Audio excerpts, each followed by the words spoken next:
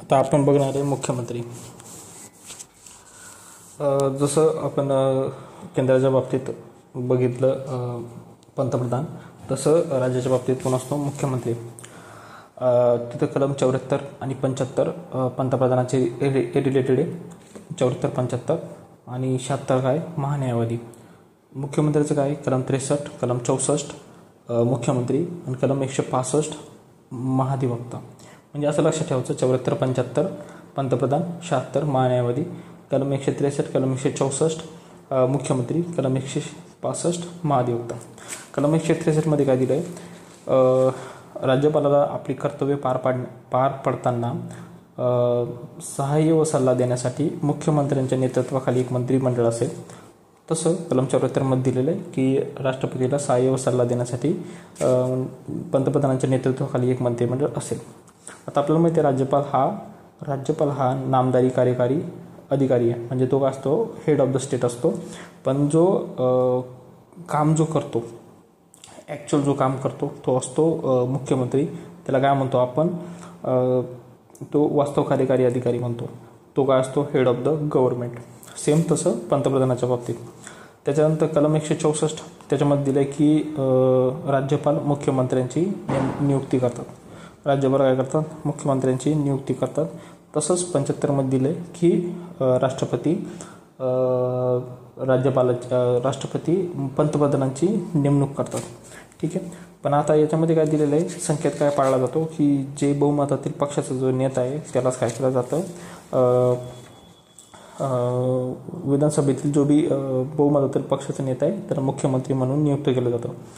आता जसे राष्ट्रपतीला वैयक्तिक स्वच्छाधिकार दिले होते, तसंच राज्यपालाला ते वैयक्तिक स्वच्छाधिकार दिलेले आहे. त्याच्यामध्ये 2 अधिकार आहे. 2 मध्ये काय आहे? पहिल्यामध्ये दिलं आहे की जेव्हा विधानसभेत कोणत्याही पक्षाला स्पष्ट बहुमत नसेल, ठीक आहे, जेव्हा स्पष्ट बहुमत नसते तर राज्यपाल सहसा विधानसभेतील जो सर्वात मोठा पक्ष आहे त्या सर्वात मोठ्या पक्षाच्या किंवा युतीच्या नेत्याला काय करतात? मुख्यमंत्री म्हणून शपथ देतात आणि 1 महिन्याच्या आत सांगतात की बाबा तुम्ही विश्वासाचा ठराव घ्या. ठीक आहे. त्यांनी हा जर विश्वासाचा ठराव जर जिंकला तर ते काय असतात? मुख्यमंत्री म्हणून कायम राहतात. असं आहे. म्हणजे ज्यावेळेस स्पष्ट बहुमत नसतं त्यावेळेस राज्यपाल जो मोठ्या पक्षातील नेता आहे किंवा युतीचा नेता आहे त्याला मुख्यमंत्री म्हणून काय करतात? नेमणूक करतात आणि त्याला 1 महिन्याची वेळ देतात आणि अविश्वासाचा ठराव प्रस्ताव पार पाडण्यासाठी सांगतात. त्यांनी जर अविश्वासाचा ठराव जर प्रस्ताव पास केला तर ते काय करतात? मुख्यमंत्री म्हणून कार्यरत राहतात. आणि दुसरं काय होतं? जेव्हा मुख्यमंत्र्याचा पदावर असताना जर अचानक जर मृत्यू जर झाला तर अशा वेळेस काय होते? एखादी सिच्युएशन क्रिएट होते. त्यावेळेस मग कोण मुख्यमंत्री बनावा? त्यावेळेस सुद्धा राज्यपाल मुख्यमंत्र्याची नेमणूक करताना वैयक्तिक स्वच्छाधिकाराचा वापर करू शकतात. आता याच्यामध्ये काय असणार आहे? दोन काय असतात? 2 पॉईंट्स आहे. त्याच्यामध्ये समजा सरकारी पक्षाच्या जे पक्षाने आपला नवीन नेता निवडला तर राज्यपालास त्याचीच नियुक्ती करावी लागते. म्हणजे असं आहे की ज्यावेळेस समजा एखाद्या मुख्यमंत्र्याचा मृत्यू जर झाला तर त्यावेळेस राज्यपाल काय करतो? एकाची मुख्यमंत्री म्हणून नियुक्ती करतो. पण त्याच्यामध्ये 2 आहे की बाबा जर समजा तिथल्या लोकांनी किंवा त्या मंत्रिमंडळातल्या लोकांनी आपला नेता जर गेला आणि त्यांनी जर नवीन नेता निवडला तर त्या नवीन नेत्याची नेमणूक राज्यपालाला काय करावं लागते? मुख्यमंत्री म्हणून करावं लागते. ठीक आहे. तिथे करावं लागते. आणि दुसरं असं आहे की घटनात्मकदृष्ट्या मुख्यमंत्री द्विगृही मंडळाच्या बाबतीत कोणत्याही एका सभागृहाचा सभासद असू शकतो. म्हणजे ठीक आहे. जर समजा हे आता जर विसरा ते एक होतं की समजा त्यांनी जर आपला नवीन नेता निवडला असेल तर ते मुख्यमंत्री करतात. नाही जर तसं काही जर झालं नाही तर मग राज्यपाल काय करतो? जो बी ज्येष्ठतम असतो त्यांच्या मंत्रिमंडळ तर त्याला काय करतात? मुख्यमंत्री म्हणून काय करतात? नेमणूक करतात. म्हणजे असे 2. ठीक आहे. त्याच्यानंतर दुसरा पॉईंट असा आहे की घटनात्मकदृष्ट्या मुख्यमंत्री द्विगृही मंडळाच्या बाबतीत कोणत्याही एका सभागृहाचा सदस्य असू शकतो.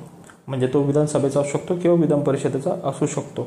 ठीक आहे. विधान परिषदेच्या सदस्याची नियुक्ती मुख्यमंत्री म्हणून करता येते.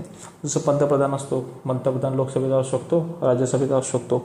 तसंच मुख्यमंत्री हा सुद्धा विधानसभेचा असू शकतो किंवा विधान परिषदेचा असू शकतो.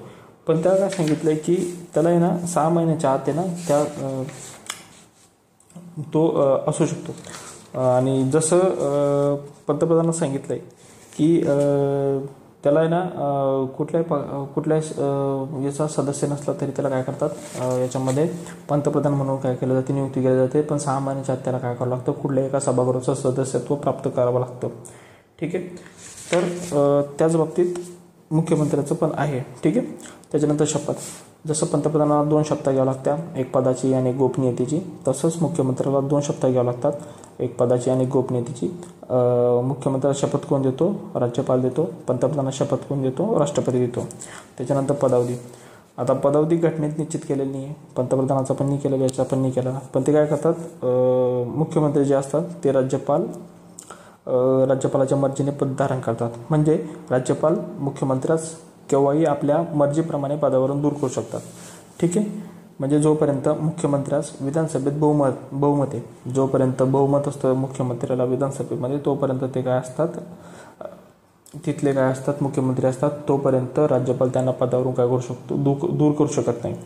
ज्यावेळी त्यांचं विधानसभेतलं समर्थन जर गेलं, बहुमताचं समर्थन जर गेलं, तर ते काय होतात, आपोआप त्यांचं काय होतं, मुख्यमंत्रीपद निघून जातं, त्यांना राजीनामा द्यावा लागतो किंवा राज्यपाल त्यांना काय करतो, पदावरून दूर करतो। म्हणजे बहुमत नसेल राजीनामा द्या, नाही तर मग राज्यपाल त्यांना काढून टाकतो, बहुमत असेल तर त्यांना राज्यपाल पदावरून काढू शकत नाही।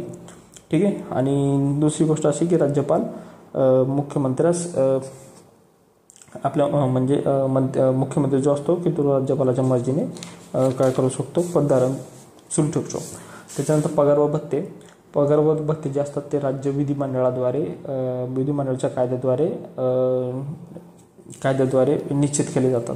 म्हणजे मुख्यमंत्र्याला राज्य विधिमंडळाच्या सदस्य इतकेच पगारपट्टी, म्हणजे असं नाही काही नाही की तो मुख्यमंत्री म्हणून तर जास्त पगार भेटेल, जो मंत्री असतो तेवढाच त्याला काय असतो, पगार असतो। त्याच्यानंतर मुख्यमंत्र्याचे काही अधिकार दिलेले, जसं आपण बघितलं की पंतप्रधानाचे म्हणजे मंत्रिमंडळाच्या बाबतीत पंतप्रधानाचे काय अधिकार आहे, राष्ट्रपतीच्या बाबतीत काय अधिकार आहे, त्याच्यानंतर जे बी विधानमंडळ आहे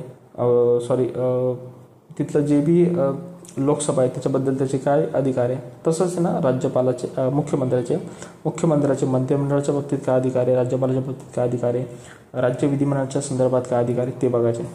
त्याच्यानंतर पहिले मंत्रिमंडळाच्या बाबतीत काय आहे, मंत्रिमंडळाच्या बाबतीत की राज्य मंत्रिमंडळाचे जे बी इतर मंत्री असतात त्यांची नियुक्ती राज्यपालाकडून केली जाते, पण त्याला सल्ला कोण देतो, त्याला सल्ला देण्याचं काम कोण करतो, मुख्यमंत्री करतो।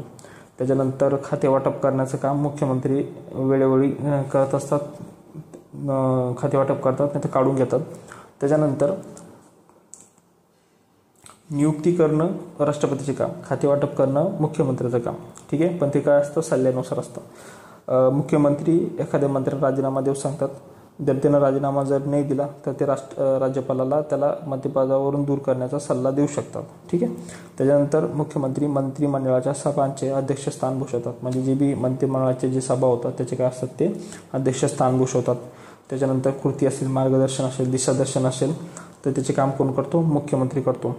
मुख्यमंत्र्यांनी जर राजीनामा जर दिला तर सगळ्यांचा राजीनामा त्याच्यात इन्क्लूड होतो, म्हणजे ते काय होतं, मंत्रिमंडळ काय होतं, बरखास्त होतं। म्हणजे एकाच्या राजीनामामुळे पूर्ण मंत्रिमंडळाचा राजीनामा असतो। ठीक आहे, हे जे असतात का, हे मंत्रिमंडळाच्या संदर्भात। त्याच्यानंतर राज्यपालाच्या संदर्भात जर म्हटलं, मुख्यमंत्री हे राज्यपाल व मंत्रिमंडळ यांच्यामधील काय संपर्काचे एक प्रमुख माध्यम आहे। मुख्यमंत्री कोणाकोणामध्ये, राज्यपाल आणि मंत्रिमंडळ यांच्यामध्ये संपर्काचे प्रमुख माध्यम आहे मुख्यमंत्री।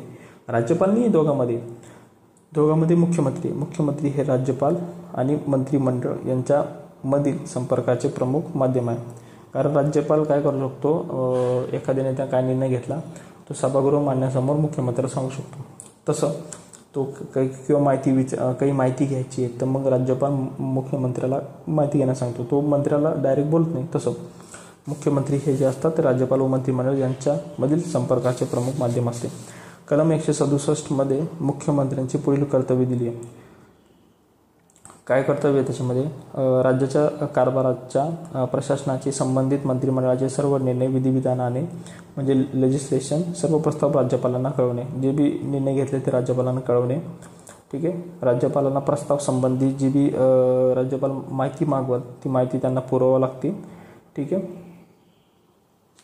त्याच्यानंतर एखाद्या मंत्र्याने जर निर्णय जर घेतला, एखाद्या बाबीवर मंत्र्याने जर निर्णय घेतला पण मंत्रिमंडळात ज्याचा विचार केला नाही, अशी कोणती बाब राज्यपालाने आवश्यक केल्यास मंत्रिमंडळाच्या विचारार्थ सादर करणे. म्हणजे राज्यपालाने जर म्हटलं की बाबा याने जर निर्णय घेतला मग ती मंत्रिमंडळासमोर विचारार्थ सादर करायची.